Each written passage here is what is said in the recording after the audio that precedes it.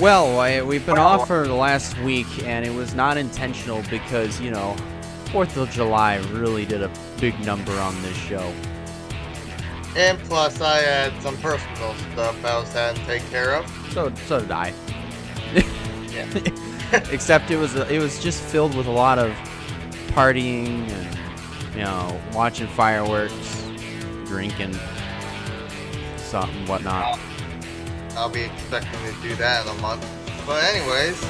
Welcome to the next episode. I think it's the 8th episode. I don't remember, but we're closer to the 10s. The very next episode of Gamers Talk NASCAR podcast. As always, I'm Elijah Leonard, and right alongside me is the co-host, White Walker. And speaking of 8, I just want to get this out of the way. We didn't talk about it last week, but congratulations to Ty Gibbs and Tyler Reddick. Tyler Reddick finally got his first win, not this week, but last week at Road America. We didn't get to congratulate him, and now we did. Yeah, and thank goodness that Reddick finally got the job done. And guess what? That's another first-time winner on a road course this year. That's another one.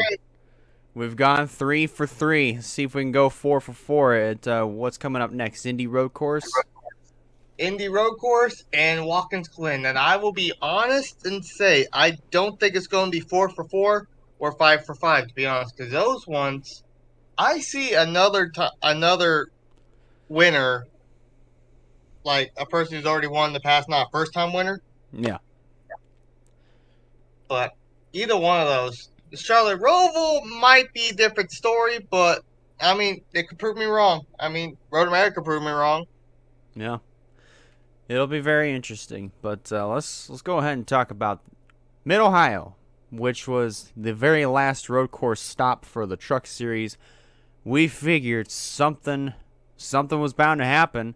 But one thing I feel like we had no idea was going to be happening was Mr. Parker Kligerman absolutely dominated that sucker. Our boy Parker Kligerman, he's been in the truck. He's been doing part-time for that truck. I forget what that truck team's called. You could probably Henderson Motorsports. Henderson, yeah. They've been doing so well. They haven't won since Talladega in 2017. Is that what they said? Yes. 2017. He's been running up front. He's a good driver in a Truck Series. I saw that race. He dominated. He did amazing. I was so happy for him. No, yeah. And it's absolutely amazing to see a team like that put on a clinic. Like, seriously, that team is filled with a lot of part-time employees. Only one employee is part-time. One employee. They're such a small team. And, they're full-time. It's only one team member that's full-time on that team. And it's amazing of how such a small team like Henderson Motorsports can put together some of the fastest trucks that you'll ever see on the racetrack.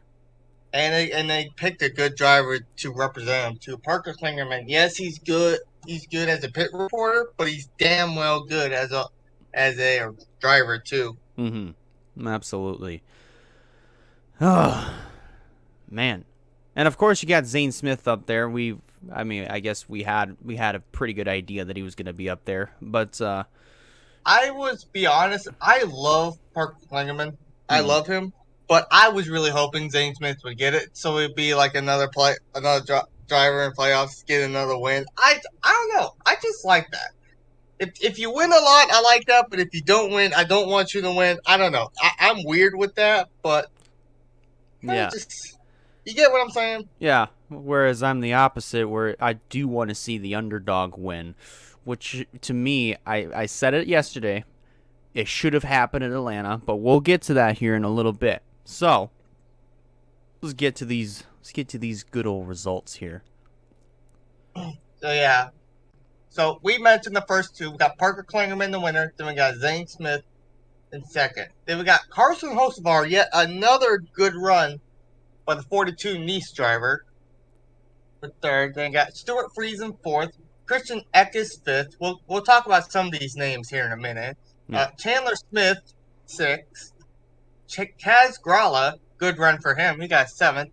Derek Kraus, 8th. I was just talking to you about this before. The two teammates of Derek Kraus and Colby Howard, 8th and 9th. Yep.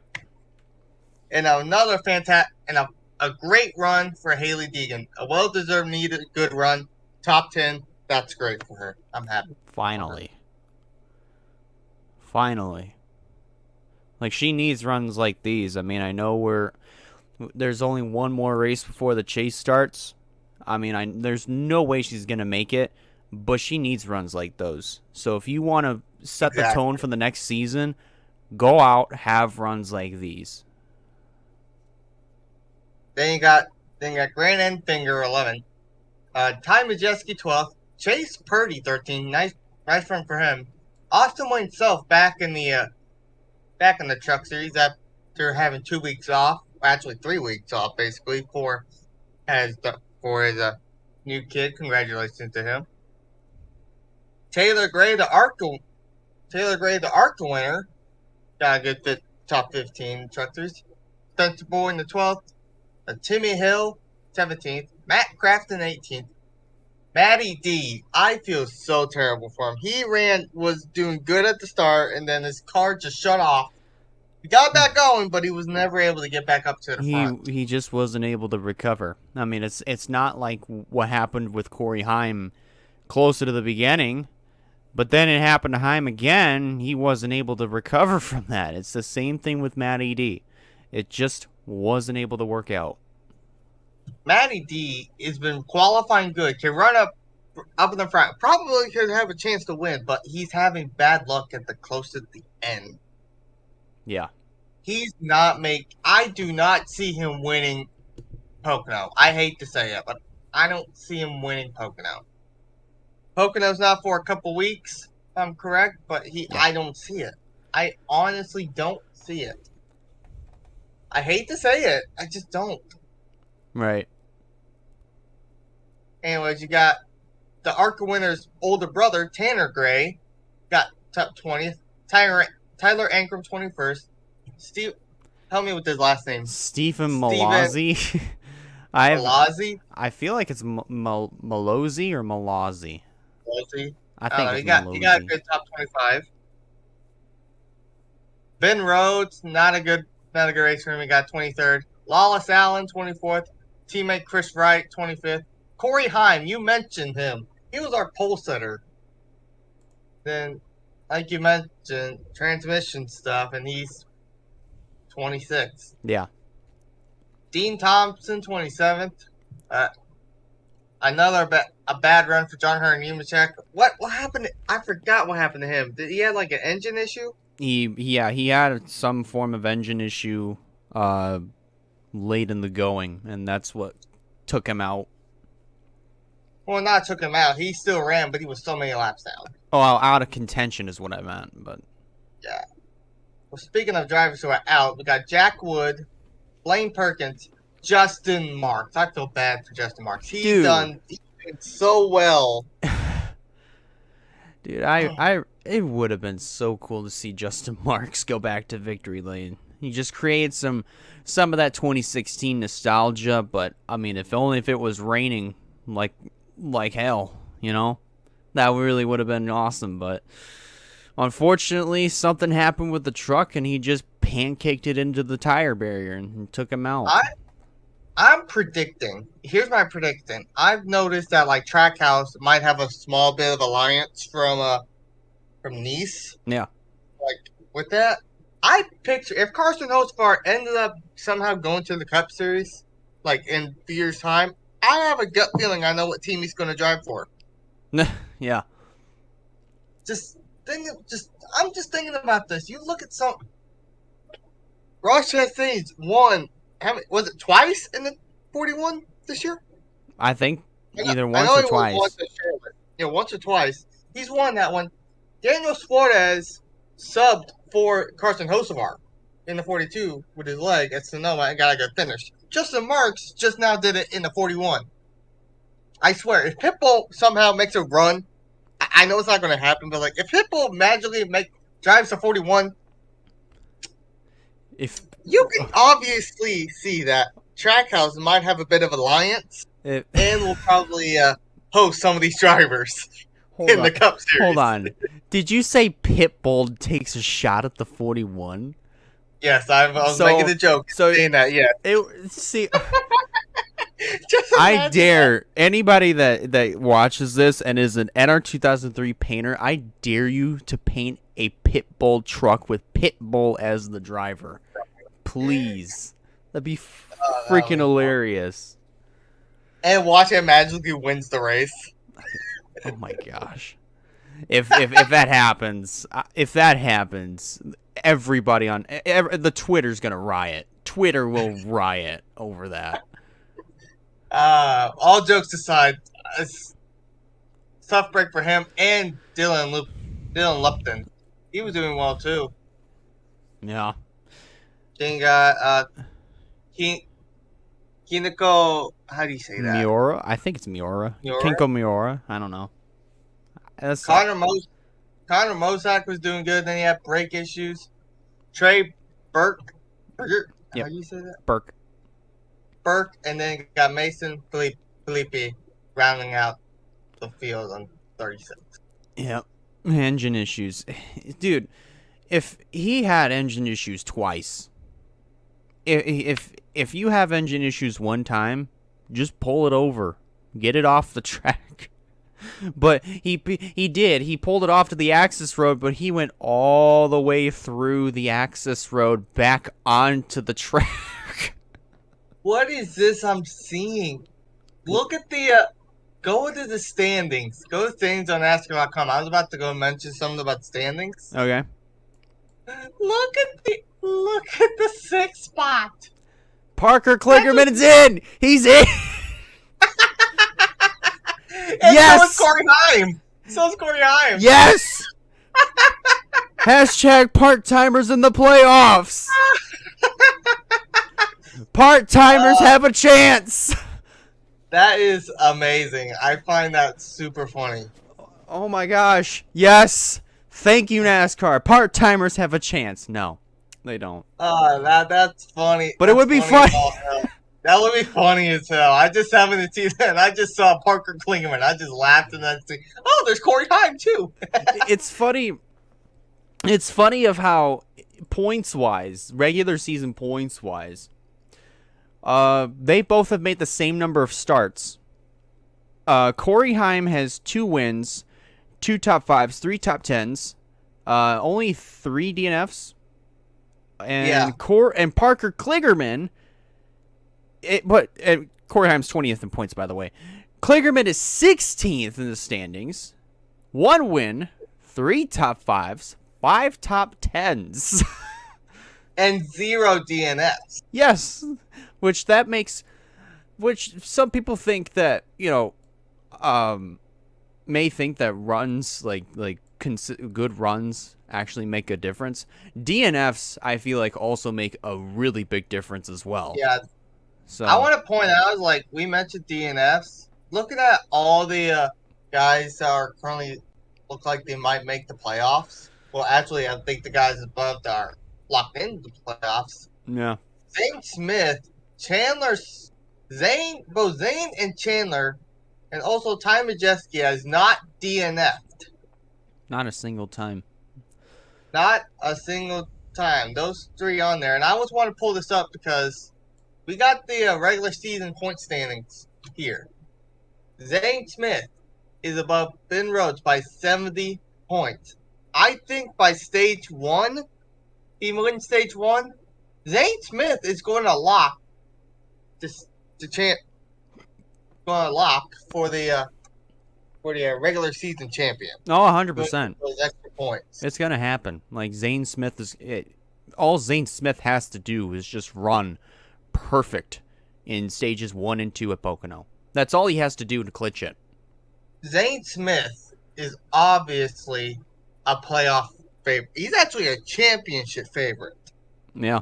My opinion. I honestly think he's been runner up twice. But he's only had 1 or 2 wins each season. Yeah. Now he's won the most he's done in the season. He has the most wins of everyone else. And some of these tracks he's good at.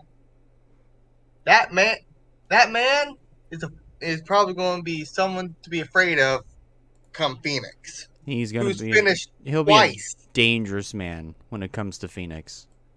This man, if he actually wins maybe one or two more times throughout the course of the chase, he will be a very dangerous man going into the Final Four.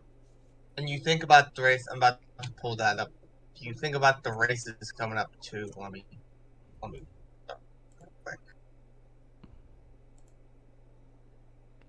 and not counting Pocono, but yeah, you count out some of the tracks. I know Bristol is one.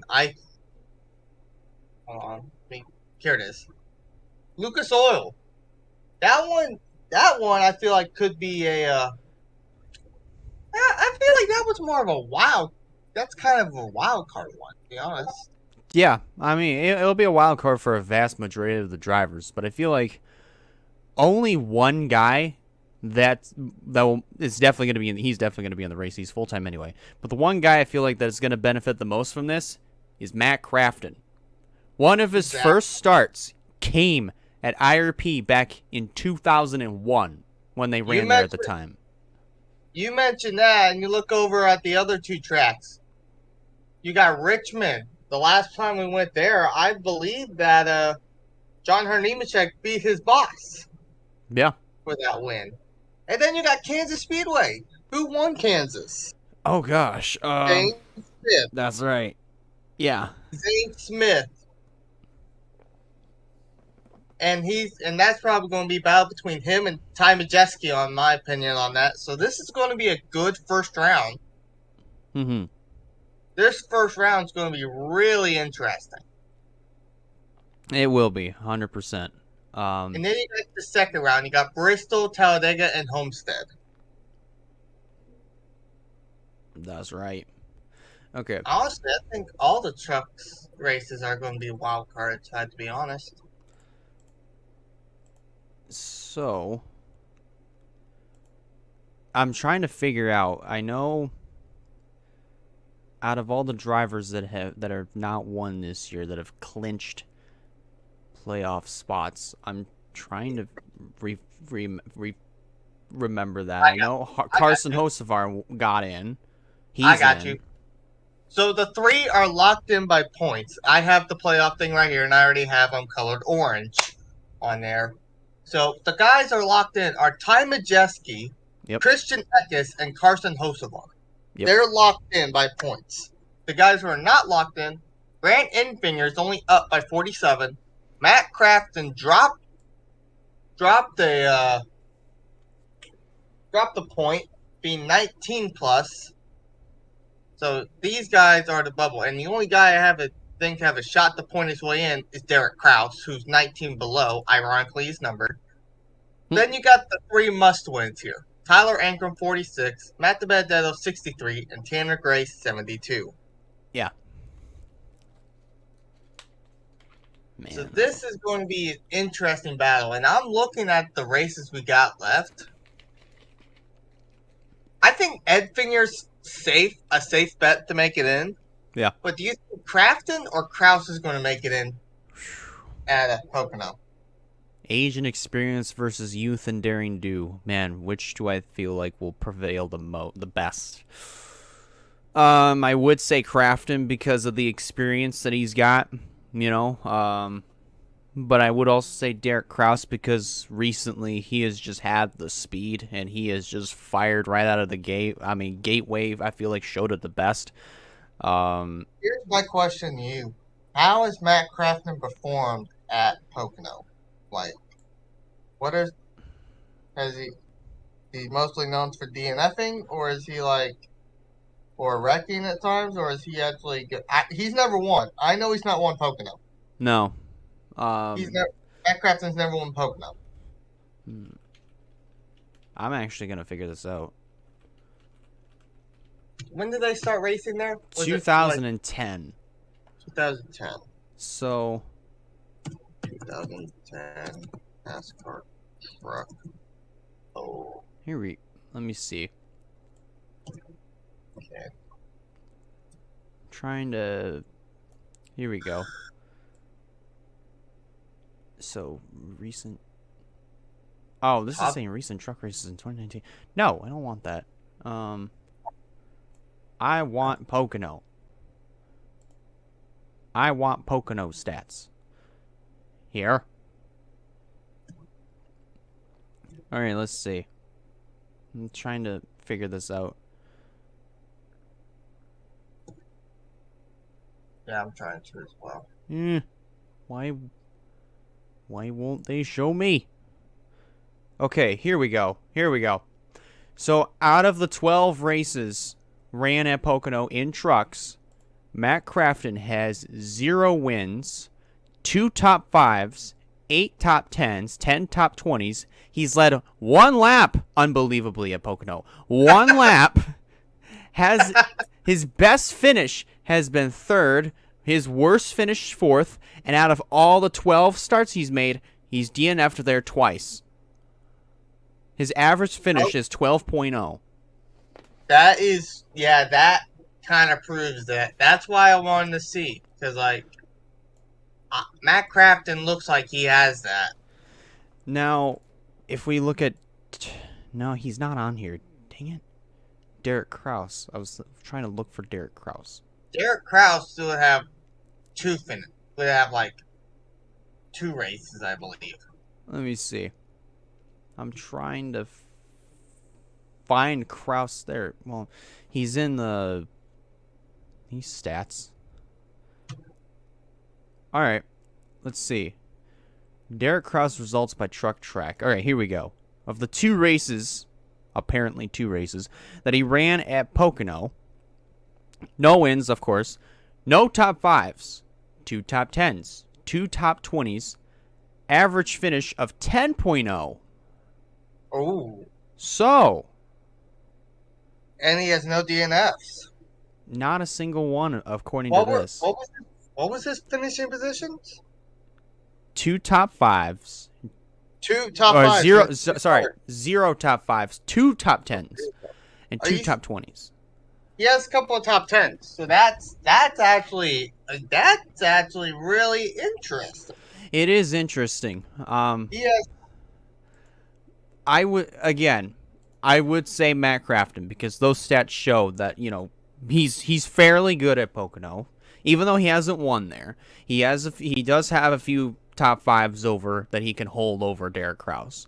And I mean, unbelievably, I'm still shocked that he has led only 1 lap at that sucker.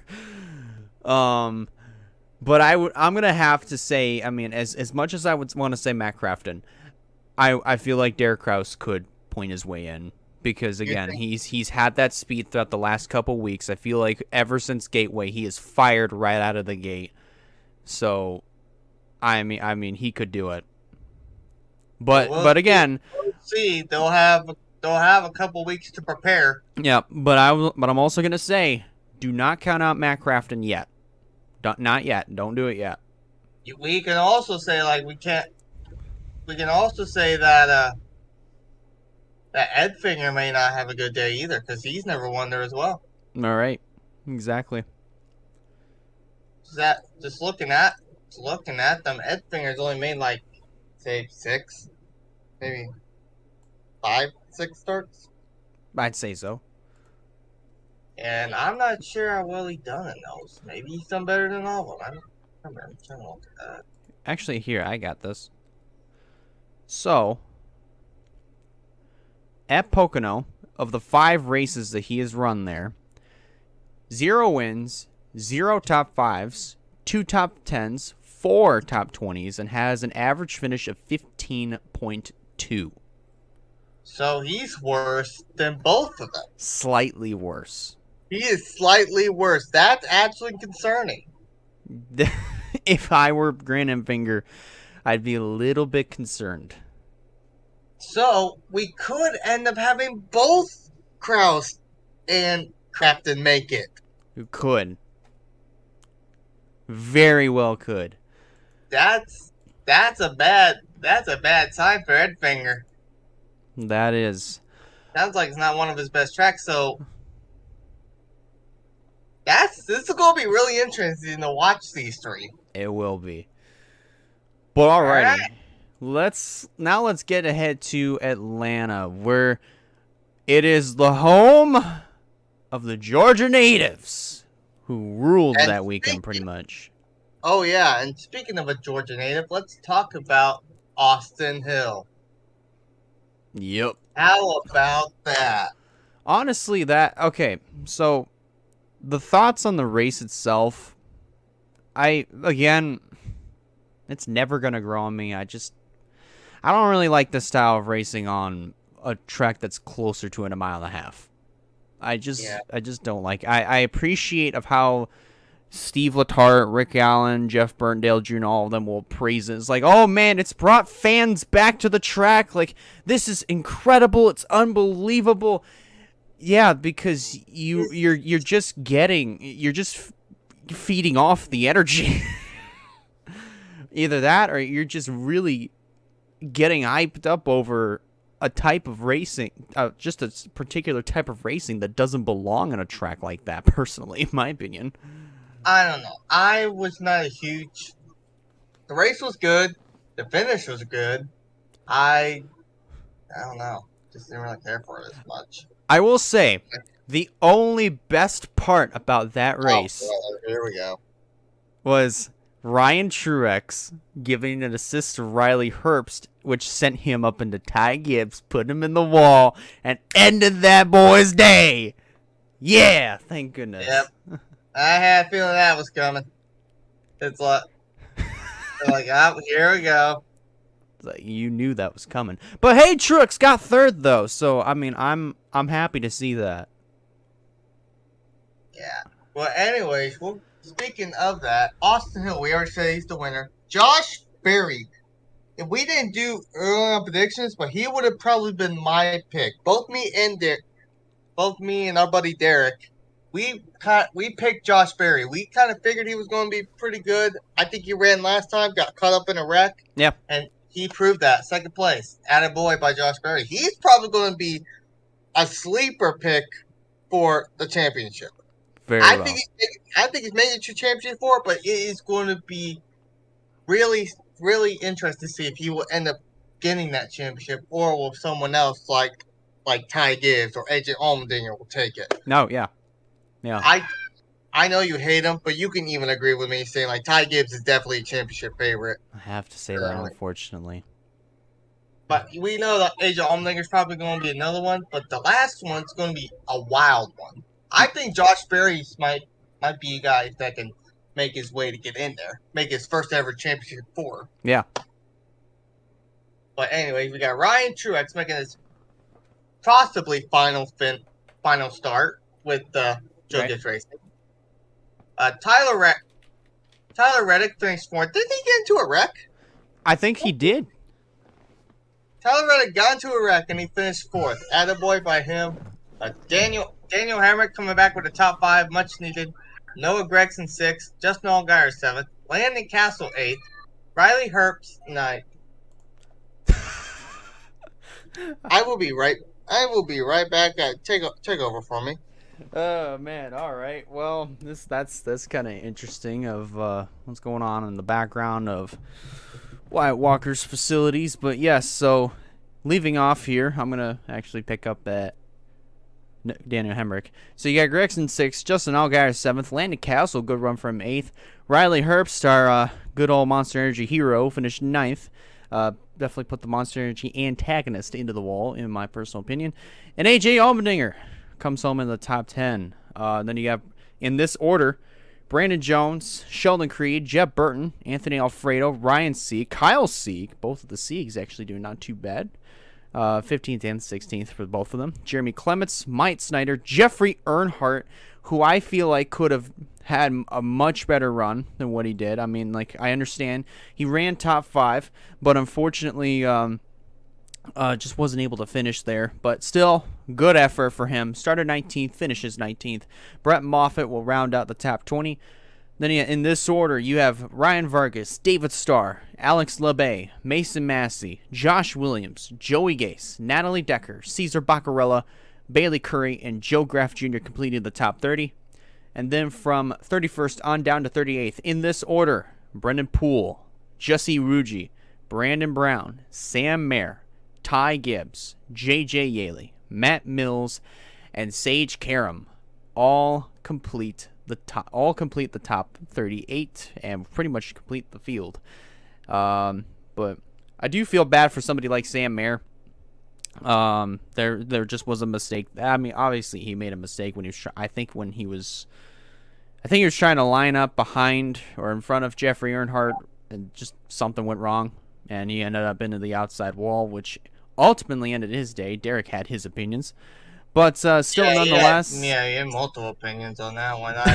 Some I kind of disagreed with, but it's fine. Sorry about that. I had little kid issues. No, I heard. I heard for the last couple minutes. Yeah, I did too. I tried to ignore him, but then it's like it got to the point like I can't. I sent them all three. I sent them all three downstairs. Like this, I can't. It's like go downstairs. I'm trying to do a show here. More like I don't want to hear you screaming and you're fighting all the way upstairs. Like take it downstairs. Take it to her. Like I can't. I don't want to handle that crap. I'm in the middle of recording a show. Damn it. And I think someone's slamming the door downstairs, so oh well. Anyways, I think you just got done saying Sam Mayer, so yeah. We got your favorite guy, Ty. Actually, you do that one. I already did. I already did it all. Oh, you did all of them? Yep. Okay, I wasn't sure. Well, yeah, I'm about with them on that part right there. Looking at the points, we still have 9 more races left till they have their playoff start. Now, honestly, by the looks of this, go ahead. Well, first of all, by the looks of this playoff grid is actually correct. No part-timers here. Oh yeah, I didn't really see that standings part of that. But yeah. Anyways, as you were saying. Well, first off, while I'm looking at this right now, looking at the regular season points tied. Oh, AJ Allmendinger leads that.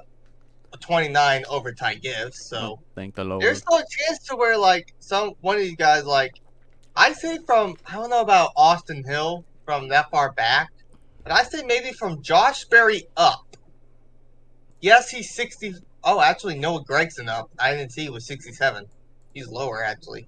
So I think for like Noah Gragson up, even yes he's 67, he can still with 9 races, that's still not bad to try to make the regular season. You still got plenty of time. I mean, exactly. I don't know about Austin Hill down, but I don't see unless you win a bunch. I don't see how 130 can get there quickly. I'm sorry to say. I'm gonna say this from Austin Hill down to probably I'd say Riley Herbst. They are long shots. Everybody else down, they're out of the regular season hunt. Exactly. And speaking of that, looking at the playoff right now, playoff grade, Ty Gibbs is the only one up, has 4 wins. AJ Allmendinger, Allgaier, Gragson, Josh Berry, and now Austin Hill are the rest of the drivers have 2 wins, with only Brandon Jones, the only one-time winner. Yeah. Yep. But he's still in. He's still in this thing. Kind of saying something, to be honest. Mm-hmm. But now you got Sam Mayer, who's 149 above the cut line. Yep. That's really good. You got Riley Herbst, 141. Daniel Hemrick's back in the hundreds with 113. Ryan Sieg with 81. And then Landon Castle up by 80. Honestly, unless Alfredo, Creed, Brown, Moffitt, even Jeb Burton get their act together, they're still Alfredo 80th, Creed 95, Brown 100, Moffitt 101. They're this far down. I legit don't see how. Burton's only he's tied with Moffitt. Yeah. Burton is tied with Moffitt. These 4 drivers need to have a good actually 5 drivers. These 5 drivers need to start having great races because they are running out of time. Yeah. I don't see them making it at all. I think where the playoff is right now, I think that's how it's going to be for the next 9 weeks. unless unless something happens to like Landon Castle, Ryan Sieg, or Anthony Alfredo, or Sean Creed gets a win. I don't see I don't see this changing at all. Personally, the only change I see being made somewhere within the next 9 weeks or so is with Ryan Sieg.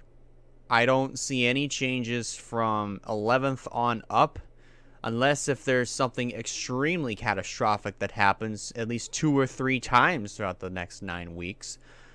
Ryan Sieg, I feel like, is the only one that is at the most vulnerable of I getting don't think getting so. eliminated. Yes, he's shown us below, but he's higher points than Landon Castle. Like he's only a point ahead. Oh, it does show. Why? Yeah, if you look over here on the right Yeah, side, he's only 80. Landon Castle's only 80 plus, and Ryan Sieg's 81 plus. yeah. So I think these two are the most vulnerable than anyone else. I just see it more with Ryan Sieg than I do Landon Castle, though, personally. Ryan Sieg's been running. I mean, good. they both have been running consistently, but I feel like I just see more issues happening with Ryan Sieg more than I do Landon Castle, and I'm not 100% sure why. It could have to do with experience, but I don't know. But this is going to be really interesting. We still got a whole bunch of races left to figure it out, Yeah. and we'll get when we get there, we get there. When we get there, we get there. Okay, it's time. It's time for the main event, the Cup Series. Oh my gosh, man, I wasn't paying a lot of attention to this race, mainly because I was painting cars, but yeah, I have seen some of the stuff that went down. I mean, first of all, Ross Chastain versus Denny Hamlin 2. Ross Chastain, I don't know what is going on. I mean, He I want he's running good, but there's just mistakes that are being made. I don't know if it's from a standpoint of wrong place, wrong time, or right place, or wrong time, or something, or if it's he's just being way too aggressive at I this think stage of the being way too season. He's already in, so I mean, like, that doesn't. I mean, I know you own up to these moments on the racetrack as mistakes, how but far is that going to go? but you don't you don't need to be driving like this 100% of the time. I want him to change, but I don't want him to change. I love the fact that he's aggressive, but oh my gosh. Gotta tone it down. Tone down just a little bit. Turn down the volume on Ross Chastain just a little notch or two. Well, we obviously see why I'm wearing my Napa hat. Oh, of course. Chase Elliott is our winner, and you mentioned Georgia driver. He finally won at Georgia. Joins his daddy as an Atlanta winner. So I mean that's cool to see. But here's something I feel like should have happened, but I knew it wasn't going to happen. Corey LaJoie, I feel like, could have been a really good candidate to win that race. I know you wouldn't have won that, Wyatt, but I do, because that would have thrown a monkey wrench into the playoff picture, and that would have caused a lot more drama throughout the next 8-9 weeks, which that would have been fun to watch personally. Yeah. That would have been really fun to watch, just to see some of these other drivers, some of the other bigger teams just struggle to try to get in. But and then you have Spire up there with Corey LaJoie. That would have been cool to see personally, but no, It would have been. it happened. That block or the push around Corey on the outside happened, and when I saw that, I was like, dang it. I knew that was going to happen. I knew it. Are they actually not grant him a playoff waiver? Who did they grant a playoff waiver? I'm looking at the points right now because, like, even if Corey LaJoie won that, he would have to fight to get past Brad Keselowski for the points because it has to be in the top 30. Personally, I feel like that might be a slightly easy fight for Corey. Listen, because Brad K, man, I understand.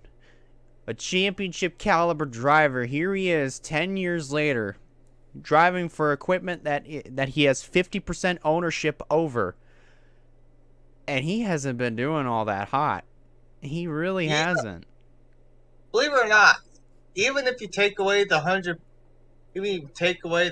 points on there, he's still probably going to be 24th in points. Yeah. He's still be 24th in points. Nowhere even close to the cutoff. Oh, yeah. I actually need to update some of that. I need to go back there and update a lot of it. Yeah. But my issue with this is, if you look at the playoff, we're on there, that playoff deal, Chris Buescher is showing not even eligible for it.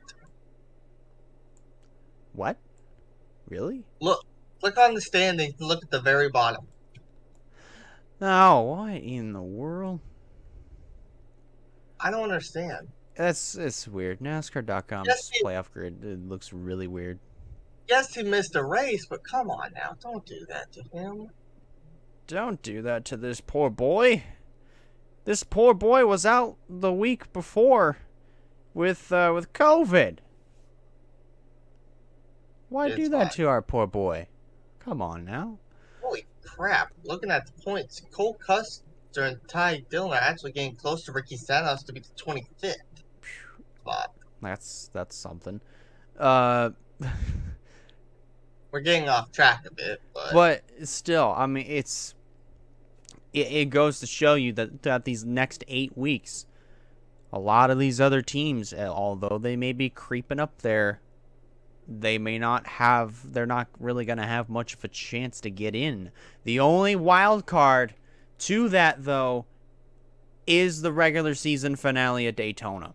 That is their one last shot, one last legitimate shot of getting in. Other than that, it's a wasted opportunity. Now let's go ahead and go through the results here real quick. We got Ross Chastain. Let me pull him down. There we go. Austin Cindric, a good top 3 finish. Nice job for the rookie. Eric Jones, another good super speedway run by the 43. Brian Blaney 5th. Daniel Suarez 6th. A really good day for Trackhouse.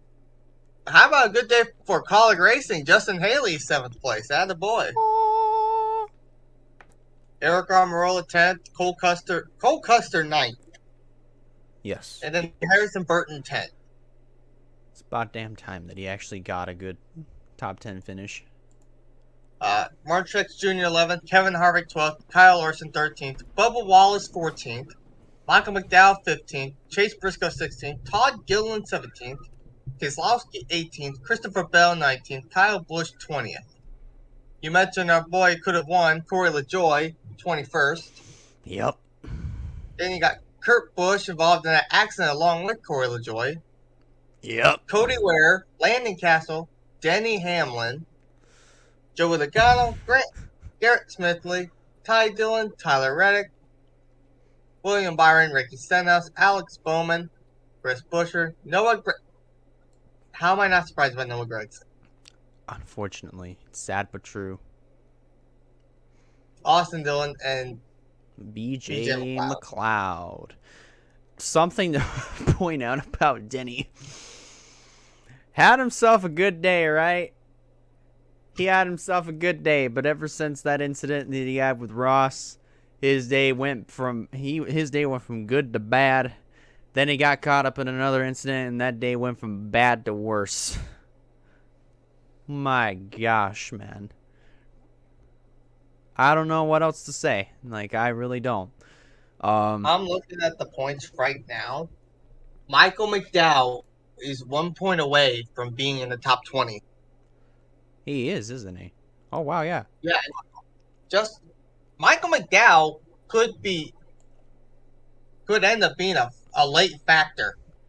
Guess we have 8 races left? Yeah, we have 8 races to go coming up. He can still get in. Michael McDowell can still get in. He could still probably point his way in. I mean, he's got a chance.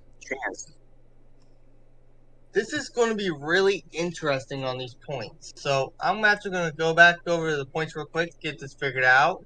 So Chase Elliott's now the only driver with 3 wins. Yep. Then you got Force the main 4, Chastain, Logano, Byron, Hamlin, 2 wins. Then you got everyone else with a win. Ryan Blaney is 133 points above. Truex is 62, and Christopher Bell is only 19 above the playoffs. Yeah. Harvick is 19 above. Eric Almirola is 40. Not above. 19 below. Eric Almirola is 42 below.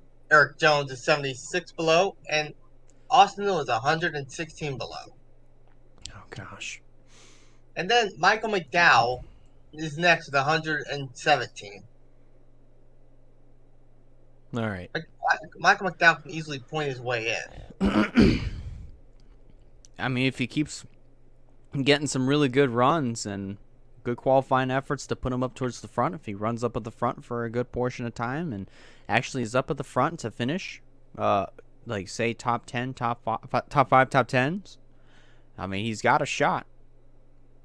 I remember watching the video with when Iceberg was talking about like the most underrated driver series, underrated or something along those lines. Let's go back and see what he put at. But he talked about Michael McDowell. Yeah. And I will have to agree about that because he is. No one really thought he had a chance to like probably make it up there, but he is showing us wrong close to the end. The next gen car, he's learning it. He is a force to be reckoned with. Absolutely. I mean, he really is. I mean, I feel like with some of these other smaller teams that have just come up into the picture. I mean, think back to Fontana. It was a great unknown at first, right? RCR is up there, which kind of was expected. But then you have out of nowhere, Patty GMS with Eric Jones running in second. And he was up there throughout most of the race. Those are just a couple of examples. Michael McDowell at Gateway, since we're talking about him, led a good portion of the race. Michael McDowell at any road course. Pretty much. I always get excited when I used to watch him when he was in the Loudon family. He was in the 95. I was always excited when he ended up qualifying top 10. Yeah. In the races, because he's always that underdog that I always like the underdogs, and Michael McDowell found a good home in front row, and I think that's a perfect stay for him. He should, if he has to retire, I think he definitely should retire from front row motors. Well, here's another guy that I feel like would have been a really good underdog when it comes to road courses. I've basically become a fan of this guy, Joey Hand. If he did not finish 21st, if he actually stayed right up there, I mean, or at least worked his way up there, he would have finished top 10 in a Rick Ware racing car. He finished second in stage 2 in a Rick Ware racing car. That just shows, Cody Ware. I'm sorry, buddy. I'm sorry. No. Yeah. I think Parker Klinger would have done good too. I would have loved to see that. Yeah. All right. Sorry, man. You might lose your spot to Parker Klingerman if you're not careful. I swear. I just imagine. But it's just like Rick Ware kicks out his son for Parker to be like, "Dad, why are you kicking me out?" Sorry, son. And then next thing you know, Parker Klingerman's got to win. Sorry, son. You ran out of talent. Talladega sure proved it. People were talking good about you, and then you just went over and screwed it in turn 1. Honestly, I think the announcers did the same thing to Garrett Smithley. Yeah. Bro. They did, didn't they, at Atlanta this past yesterday? Yeah. Yeah, they did. Oh my gosh, he actually was running pretty well. He ran pretty well, and the next thing you know, he's involved in that that big. The Who was big one involved? in turn 3. Yeah, I forgot who was involved. I think Byron was in Byron that one. Reddick was another. Uh, Yeah, there were a few. There were a few people, but I don't know exactly. but yeah, that just sucks. That just kind of sucks on that part. They were doing so well. Yeah. Let's see, what's the next? I think the next race is Loudon, isn't it? Yeah, we're going to Yep. Loudon next. This is where it's going to get interesting. Mm-hmm. All right. Next races are New Hampshire, Pocono, Indy Roval, Michigan, Richmond. Oh man, it just so how many tracks? Hold on. So I'm just saying, how many tracks before Michigan? We have 3 more before Michigan. The countdown is on. Countdown to Michigan for us. Yeah, I just had to get that out of the way. So 3 more races until we get to MIS in person. So I'm really excited for that. Just to see this next gen car in action, and that'd be fun. I can't wait. Anyways, I can't. so speaking of Loudon, let's go ahead and talk about Loudon. Trucks is off for this week, so we've got Xfinity and Cup. The Magic Mile. All right. Well, other than the Whelen Modified Tour, but we don't talk about Whelen Modified Tour. If Alex Bonsignor was here, we'd have him do Modified Corner, and he'd do his stuff. But Bonsignor is not here. Anyways, so Magic Mile. This is gonna be interesting. The Cran 200. Are you serious? The Xfinity race is named after a crayon. What kind of crayon's Crayola? The Cup Series is called the Am Better. Am Better. Is It it? reminds me of Amber Heard. Oh my god. Oh, Amber Turd, man. Yeah, the Amber Turd just snuck in some money just to get her name to be in a NASCAR race. Totally. And of all places, she chose the Magic Mile, which Magic was not on her side. But we're not talking about that. We're talking about New Hampshire, for crying sakes. For crying out loud. For crying sakes. So, let's talk about it. So basically Loudon, we all know, is basically 1 mile racetrack. Very kind of flat corners, kind of like what you'd see at Bowman Gray. But this is going to be a little bit of a mystery, because with this next gen car coming out here and actually running there for the very first time. So, with Xfinity, You're probably going to be shifting twice. they probably may shift down to 3rd gear. Obviously they're going to shift down to 3rd gear, but they'll probably go from 5 to 3. But Xfinity, we kind of have a pretty good idea of what we're going to see. Should Christopher Bell be a part of it, it probably will be the Christopher Bell show. But if not, hey, may the best driver win. Anyways, so New Hampshire, what are we going to have to expect? Honestly, it's like with all other road courses, probably not going to be a lot of passing, I hate to say. Yeah. Especially on the Cup Series side. Xfinity, we may have some battles. We've had some pretty good battles in the past. I mean, Christopher Bell's won many of those battles, but the main one I can remember on the Xfinity side was probably Christopher Bell's first New Hampshire win was David and Goliath deal with Brad Keselowski. Yeah, when he was an Xfinity regular at the time and actually battled Keselowski for a win. That one was actually pretty cool. I liked that one. That was pretty memorable. But if Christopher Bell does go in that race, guess what? He's Goliath, so David done growed up to be Goliath. Just like how some Xfinity guys will turn into Goliath when they go to Cup. Anyways, But the Cup side, yeah, that Cup side will be interesting though, because we may not see a whole bunch of passing, because I mean, I don't know. It'll be interesting. It'll be interesting to watch. I mean, I'm not gonna be too invested into it, but I don't know yet. Don't know yet until we get to that point. I'm trying to think back. Yeah. Go ahead. No, I already go for it. I'm trying to think back on the last short tracks or somewhat short track gateway, like how hard it was to pass. Yeah. It's going to be pretty interesting. And basically, if you start up front, you're probably going to be up there for a good loop. Yeah.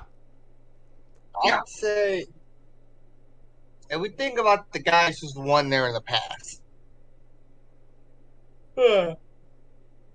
Sorry about that. Anyways, the guys I have my eye on that race, yes, Christopher Bell, who's starting to become like an ace at that track. Yeah. But you have to bring up these other names as well. Drivers who's won there in the past. Joe, who's really active and probably close to getting wins. Mm-hmm.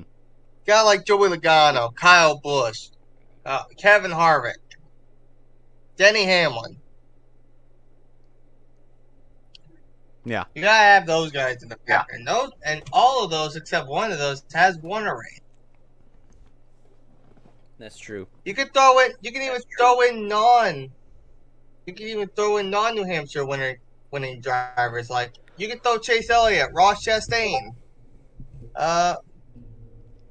Hell, I think he's won there before. Kurt Busch. You can even throw Kurt Busch in that factor.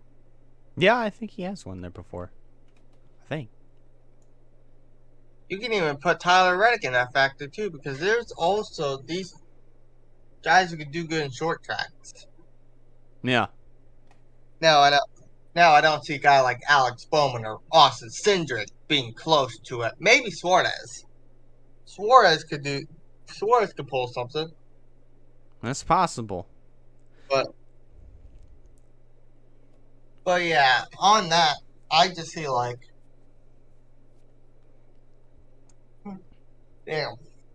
Yeah, I just see like someone like that doing that. I don't see another upset like what Eric Almirola did.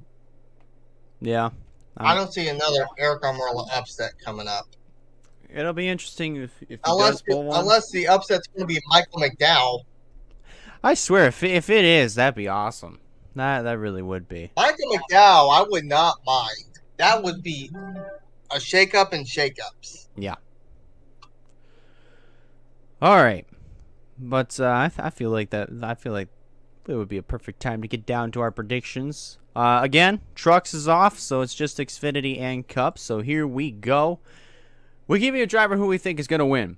It's pretty self-explanatory.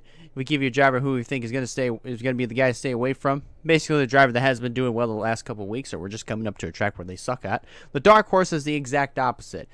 New Hampshire is definitely going to be a very interesting race. I don't even know how else to really put it, but Wyatt, you're up first. So, right now, it's hard to think like who's all in the Xfinity race. We don't know if there's any going to be Cup guys. I think there's supposed to be the 17 back. I'm not sure. No, 17. I don't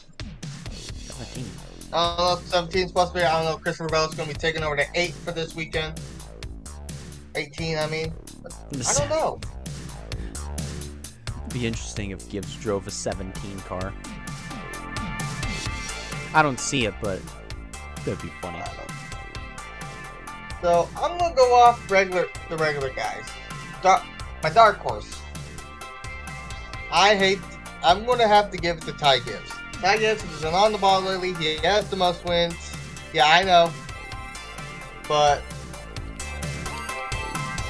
you'll probably like my other picks though. All right.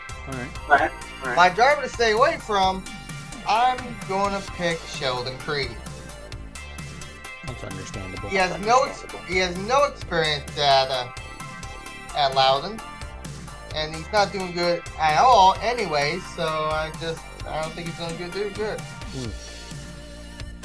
My winner, if Christopher Bell is not in it, is a short track ace. He got second place last week. He's probably going to go one up better. I think it's going to be Josh Berry. Oh, yeah. Yep. 100%. Could happen. If Christopher Bell is not in this race, I think it's Josh Berry. Yeah. Whoop. Uh-oh. Did this man have some technical difficulties? This man froze. Uh-oh.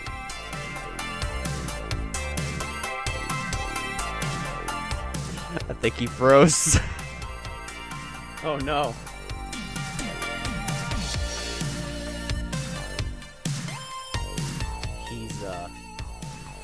He do be a frozen man. He do be a frozen man. I don't know exactly what the deal is. He's just here. This is Wyatt, guys. Wyatt Walker, ladies and gentlemen. The man that has yet to move from this very posture. Oh. And looks like, yep, there we go. There it is. He just switched.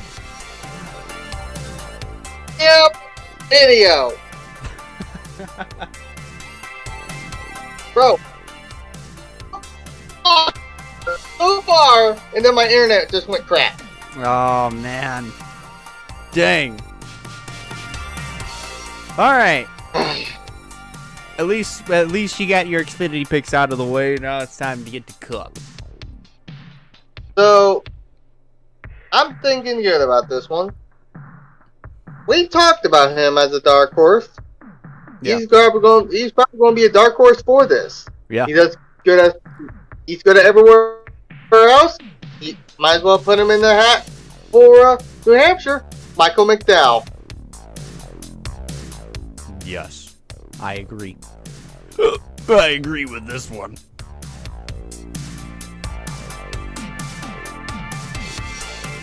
Oh.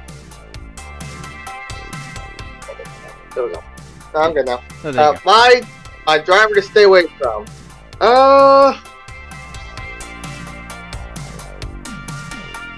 Yeah, I'll go with him.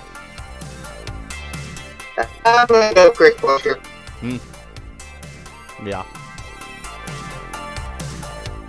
Driver to win, you already know, Christopher Bell. 100%. Should have won. He should have won last year, and with his good knowledge of that track and the next gen car, I think he's going to do good. I think he'll win. Yeah. I honestly think he'll win. As much as I don't want to see another 14th winner, he'll be the one I'll be happy about seeing in victory lane. That definitely would be a very interesting 14th pick right there. But all right, here we go, ladies and gentlemen. It is officially my turn. So, unfortunately. Sure, unfortunately for you. For my driver to win. All right, here we go. So this is going to be a pretty tough one for me. But I'm going to say for my driver to win, I would 100% have to agree with Josh Berry on this one. Short track guy. Definitely would use that short track experience to his advantage at a place like New Hampshire. Even though it's a 1 mile racetrack, still doesn't make a difference. I mean, he won Dover, which is also a 1 mile racetrack, but this is different. This is a different style of racetrack. He won Martinsville, so don't forget about he won that short track, though. He did, too. He did win that one. That's true. Driver to stay away from. I think I'm going to go ahead and choose for my driver to stay away from Sheldon Creed. I think I might have to agree with this one. He shows speed. He really does. But there's, again, always something that happens to this poor boy. And I feel bad. I feel bad about it. Bad for the rookie. So now my dark horse, AJ Allmendinger. 100%. AJ Allmendinger, my dark horse. I knew you would. Of course you did. I knew it too. Like, let's see. He's not gonna. I know he's not gonna go with me and go Ty Gibbs. So he might as well probably gonna take AJ Allmendinger. AJ Allmendinger. Yep, called it. Yeah, I will only choose Ty Gibbs as the driver to stay away from. That's it. Here we go for the Cup side. Driver to win. I personally think, you know, he does run pretty decent at New Hampshire. If I were to look at, hold on, let me actually go ahead and look up his stats.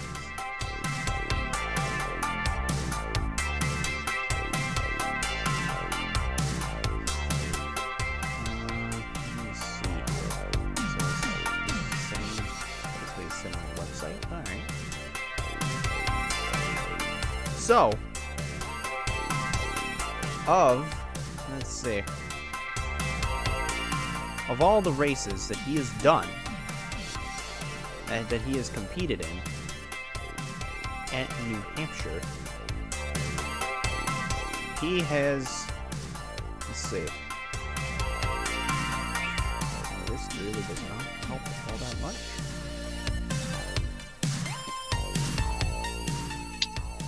He has, yeah, man, my gosh, this does not really help. But he may not have won there, but he really has done pretty much well there. I'm still trying to. Oh no, that's not it. Come on.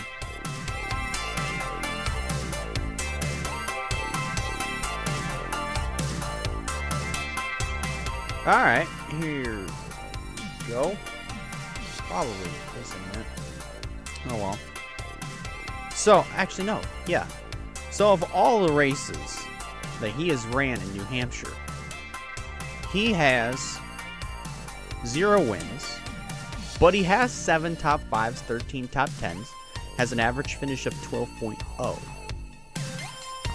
I personally think this is the year that he wins at New Hampshire. I feel like he has a shot. Martin Truex Jr. is going to be my driver to win. Oh, really? Yes. I'm actually kind of That's a good one. actually kind of going with an interesting pick on this one. So, my driver to stay away from, I think for my driver to stay away from, I'm going to have to agree with Chris Buescher. As much as I don't want to, I'm going to have to. My dark horse, I'm going to say Christopher Bell. I wanted to say Bell as the driver to win, but, you know, that just, it wouldn't have really worked out. So I'm picking Bell as the dark horse just to be on the safe side of things. Yeah. Well, all right. That took about 50 years to try to find Martin Truex's stats at New Hampshire. But I finally got him. Anyways, so any final thoughts before we get the New Hampshire weekend underway? Nope. I ain't got no final thoughts, but let's just keep it clean and Ross, make sure you try to be careful. No, yeah. Also, shout out to Bobby Labonte for winning his first SRX race. Thank the Lord he finally got that sucker in. It's about time. But anyways, that's gonna do it for this episode of GTN. Want to thank you guys a lot for listening and watching on YouTube and listening on Spotify. If you're on YouTube, if you like this, be sure to give it a like. And if you haven't considered subscribing yet, I recommend you do so to keep up with some fine content coming out in the near future. If you're listening on Spotify, please follow the Spotify podcast. That way you can keep up with these episodes coming out in the future. And that pretty much does it for us. On behalf of Wyatt Walker, I'm Elijah Leonard signing out. And we'll see you in the next one. See ya.